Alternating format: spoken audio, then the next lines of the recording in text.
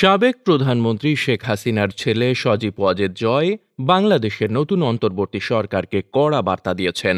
অনেকটা আক্রমণ করেই তিনি বলেছেন, এ সরকার অসাংবিধানিক, কারণ এ সরকারের কাছে বাংলাদেশের মানুষের সমর্থন নেই।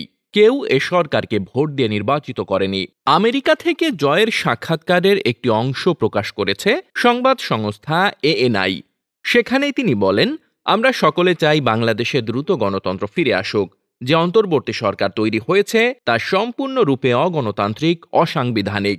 সামান্য কয়েকজনের মাধ্যমে নির্বাচিত কোনো সরকারের কথা উল্লেখ নেই সংবিধানে। বাংলাদেশে 17 কোটি মানুষ রয়েছে, সেখানে 20 থেকে 30 হাজার আন্দোলনকারী তো সংখ্যালঘু। তারা সরকার ঠিক করতে পারে না। এ সরকারের জন্য কেউ ভোট দেননি। আনন্দবাজার অনলাইনে এ নিয়ে একটি প্রতিবেদন প্রকাশ করা হয়েছে।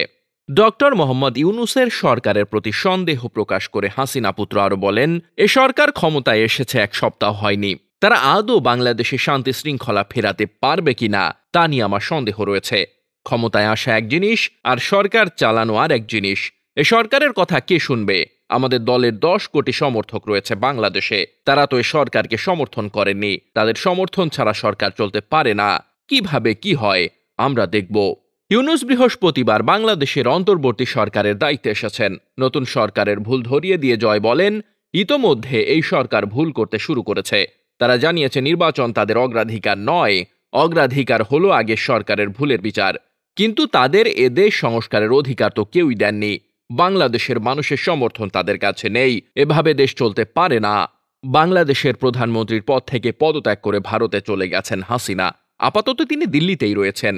হাসিনা দেশত্যাগের পর আমেরিকা থেকে জয় জানিয়েছিলেন, তার মা আর রাজনীতিতে ফিরবেন না বাংলাদেশেও, কারণ তার মা অত্যন্ত হতাশ। কিন্তু তার পরে আর এক সাক্ষাৎকারে জয় দাবি করেন, বাংলাদেশে গণতন্ত্র পুনঃপ্রতিষ্ঠিত হলেই হাসিনা আবার দেশে ফিরবেন।